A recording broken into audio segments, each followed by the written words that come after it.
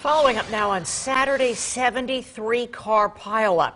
Nobody was killed in that massive crash on 581 East in Cumberland County. In fact, somehow nobody was even seriously hurt. Seth Kaplan joins us now with new information and lessons learned. Seth. Alicia, you might remember earlier this year we had a storm that dumped far more snow, yet we had practically no accidents. This time, 73 cars involved, of which 43 were damaged.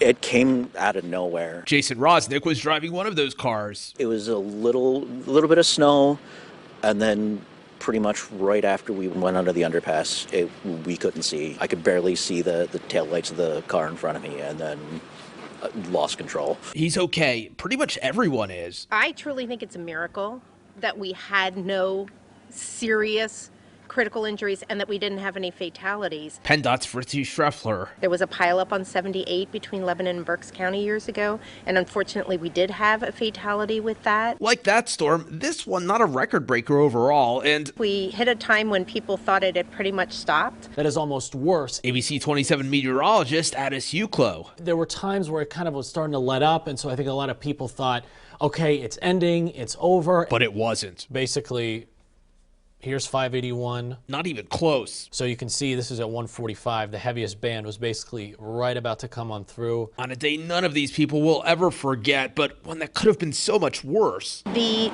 coordinated effort between the state and the local agencies worked really well. The injured were attended to. Those who were stranded, cat buses came in and were able to take them to some place to reunite with family and get warm and get some food.